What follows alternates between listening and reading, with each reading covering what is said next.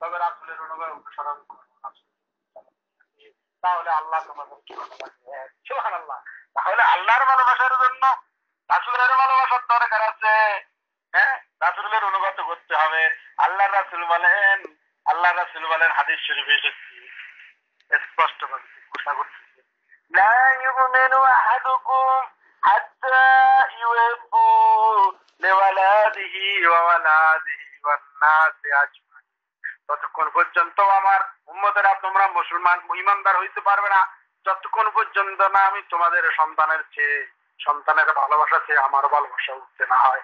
ততক্ষণ পর্যন্ত ঈমানদার হতে পারবে না যতক্ষণ পর্যন্ত না তোমাদের বাপ মায়ের ভালোবাসার চেয়ে আমার ভালোবাসা বেশি না হয়।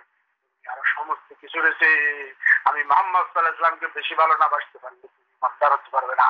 ভাইরা আমার, আল্লাহর রাসূল সাল্লাল্লাহু আলাইহি ওয়াসাল্লাম হযরত ওমর রাদিয়াল্লাহু তাআলা আনহুর হাতটা ধরে ধরে হাঁটছিলেন।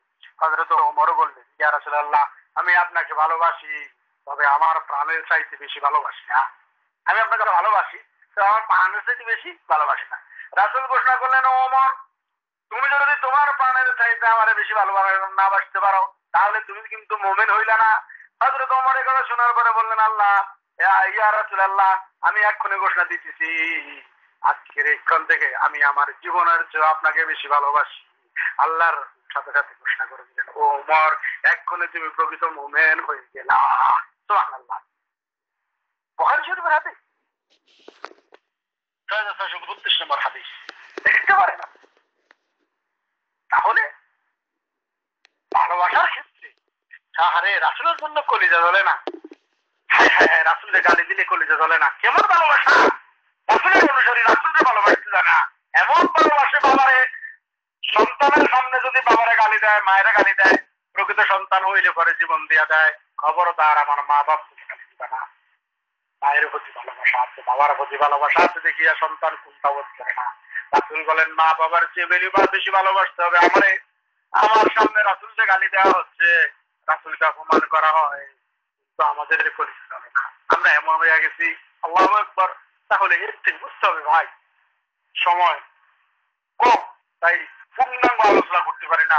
অনেক আল্লাহ মানে দিনের পর দিন রাসূলের ভালোবাসা নিয়ে আলোচনা করলো, শেষ হবে না। তো সে সব কিছু ইমান রাসূলের উপর ইমানের সব বিষয়ে কাজ করতে হবে, সেজন্য সেই দিকে এই সমস্ত দিকে বেশি আমরা যাই না। তাহলে রাসূলের আপনাকে ভালোবাসতে হবে যদি আল্লাহর ভালোবাসা পেতে চান। তারপরে রাসূলের আনুগত্য আপনার উপরে ফরজ। আনুগত্য বুঝেন তো? আতিউল্লাহ ওয়া আতিউর রাসূল ওয়া উলিল আমরি মিনকুম ইয়া আইয়ুহাল্লাযীনা আমানু আতিউল্লাহ ওয়া আতিউর রাসূল ওয়া উলিল আমরি মিনকুম ওয়া ইন তানাযাতুম ফি শাইইন ফারদ্দুহু ইলাল্লাহি ওয়া রাসূলিহি। আল্লাহ রাব্বুল আলামিন বলেন, হে ঈমানদারেরা, আমার অনুগত করো, আমার রাসূলের অনুগত করো, আর অনুগত করো তোমাদের মধ্যে যারা ঈমানদার ভালো ভালো লোক আছে। হ্যাঁ, যখন তোমরা কোনো বিষয়ে মতপার্থক্য শুরু করে দিবে, হ্যাঁ, তোমার আমির তোমার রাসূলের কথা ছাড়া অন্যের কথা বলে, তখন তুমি তারে ফেলে দাও, আল্লাহ রাসূলের দিকে দৌড়ে চলে আসো। কোন বিষয় মতভেদ হয়ে যাবে, কার দিকে চলে আসতে হবে? আল্লাহ এবং তার রাসূলের দিকে চলে আসতে হবে। হ্যাঁ, আপনার কোন বিষয়ে আপনার মতভেদ সৃষ্টি হয়েছে, আপনার আমিরের সাথে কোনো ভাইয়ের সাথে মতভেদ সৃষ্টি হয়েছে, নামাজ এইভাবে রাসূল পড়তে বলছেন, আরেকজন বললো না এইভাবে পড়ো, এই মতভেদ হয়ে গেছে। রোজা এইভাবে রাখার জন্য বলছে, আরেকজন বললো না এইভাবে রাখো। কারটা সঠিক এটা মানার জন্য কার দিকে আসতে হবে? কোরআন এবং হাদিসের দিকে। তাহলে আনুগত্যের ক্ষেত্রে আল্লাহর আনুগত্যের সাথে সাথে রাসূলের আনুগত্য কি ফরজ। এজন্য কোন এক কবি বলেন, রাসূল খুদা নেহি খুদা সে জুদা ভি নেহি, মুহাম্মদ খুদা নেহি। আল্লাহ রাসূল খোদা কওয়া যাইব না, আল্লাহ কওয়া যাইব না, আবার আল্লাহ থেকে ছাড়াও করা যাইব না। কারণ আল্লাহকে মানতে হলে কি করতে হবে? রাসূলকে মানতে হবে। রাসূল আল্লাহকে শিখিয়েছে, তাই না? তাহলে আমরা রাসূল করিম সাল্লাল্লাহু আলাইহি সাল্লামের উপর ঈমানের দাবি যদি করি, আমাদেরকে আল্লাহ রাসূলকে জীবনের সর্বক্ষেত্রে মানার জন্য তৈরি থাকতে হবে। রাসূলের বিপরীতে অন্য কাউকে মানা যাবে না।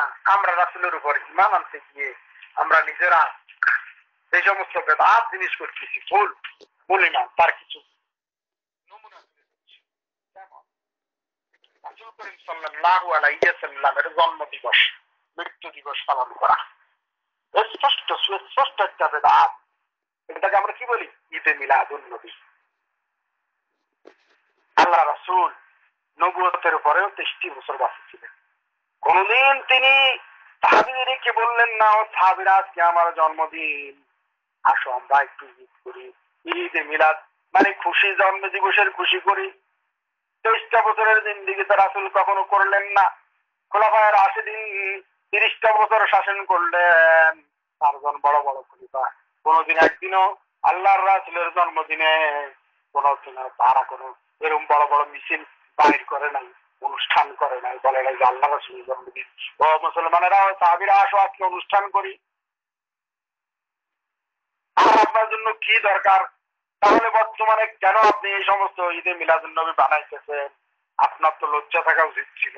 আল্লাহর রাসূল এইভাবে নিষেধ করে দিচ্ছে। যদি না তারা তাদের নবীদেরকে তাদের নবীর জন্মদিন পালন করে, তাদের নবীকে সিজদার জায়গা বানাইছে, ওদের উপর আল্লাহ রাসূল লানত দিয়া গেছে। খ্রিস্টানেরা বড়দিন পালন করে, করুক, এটা ঈসা আলাইহিস সালাম আইসে না আইসে, এটা তার দিন দূষিত হয়ে গেছে। রাসূল কখনো করেন নাই ঈদের জন্মদিন করার জন্য আদেশ করেন নাই। আপনি কত বড় মুসলমান হয়ে গেছেন, আপনি রাসূলের জন্মদিন বানায় বসে গেছেন, বলেন যে ঈদ মিলাদুন নবী। আল্লাহ রাসূল বললেন যে ঈদ হচ্ছে দুইটা, তোমাদের জন্য দুইটা ঈদের ঘোষণা করতেছি মুসলমানেরা, একটা হচ্ছে ঈদুল আযহা আর একটা হচ্ছে ঈদুল ফিতর। এই দুই ঈদ তোমরা খুশি করো। আপনি 3য় নম্বর ঈদ মিলাদুন নবী বানাইলেন কেন? আল্লাহ রাসূলকে ভয় করেন না কেন? যে রাসূল নিজের জন্মদিন পালন করে নাই, আর সাহাবারা হযরত আবু বকর ওমরের মতো লোকেরা পালন করে নাই, আপনি কোথা থেকে বাইর করিয়ে আনলেন এই সমস্ত জিনিস? খবরদার মুসলমান থাকতে চাও, কখনো ঈদে মিলাদুন নবী পালন করতে পারবা না, কাটটা হারাম।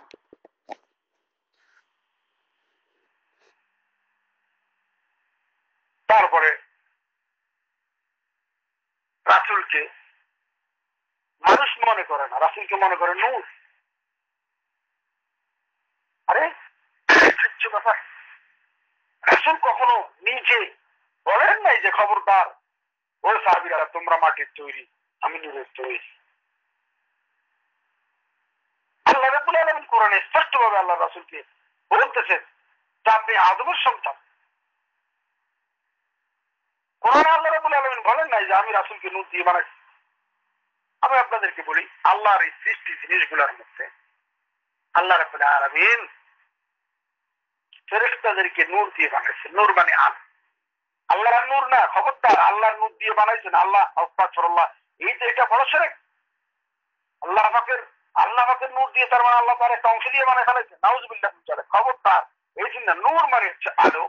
সেটা সূর্যের আলো হতে পারে, চন্দ্রের আলো হতে পারে, দিনের আলো হতে পারে, চেরাগের আলো হতে পারে, যে কোনো কিছুর আলো হতে পারে। আলো দিয়ে বানাইছে। অনেকে আবার মনে করে ওই যে অন্যান্য যে ইহুদিরা ফেরেশতাদেরকে আল্লাহ কন্যা মনে করে আল্লাহ ফেরেশতাদেরকে তার নূর দিয়ে বানাইছে। আপনি মুসলমান হয়ে আল্লাহ নূর, খবরদার এই চিন্তা করা যাবে না। নূর দিয়ে বানাইছে বলতে আলো, নূর আদি শব্দ, এর মানে আলো। যে কোনো কিছুর আলো হইতে পারে। আল্লাহ রাব্বুল আলামিন সে আলো দিয়ে কাজ করতে পারে। জিনকে আল্লাহ রাব্বুল আলামিন আগুন দিয়ে বানাইছে। খলাকাল ইনসানা মিন সালসালিন কাল ফাখখার ওয়া খালাকাল জান্না মিন মারজিন মিন নার ফাবিআইয়ি আলা'i রাব্বিকুমা তুকাজ্জিবান। সুবহানাল্লাহ। আমি জিনকে আগুন দ্বারা বানাইছি, আর মানুষকে আল্লাহ রাব্বুল আলামিন তৈরি করছেন মাটি দিয়ে।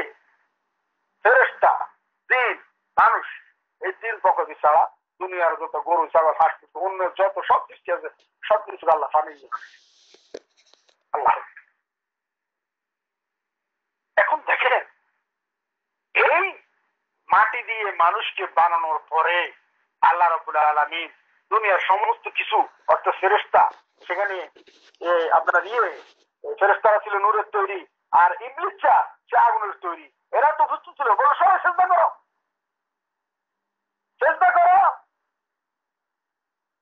শুধু ফেরেশতাদেরকে বলেন নাই, ওই জিন তুই চেষ্টা কর। তার মানে কি, মাটির তৈরি জিনিস আল্লাহ কোরআনে বলে ওয়ালাকাদ কাররামনা বানি আদমা, আমি বনি আদমকে আমার সৃষ্টির মধ্যে সবচেয়ে বেশি সম্মানিত করেছি। ওয়ালাকাদ কাররামনা বানি আদমা ওয়া হামালনাহুম ফিল বাররি ওয়াল বাহর।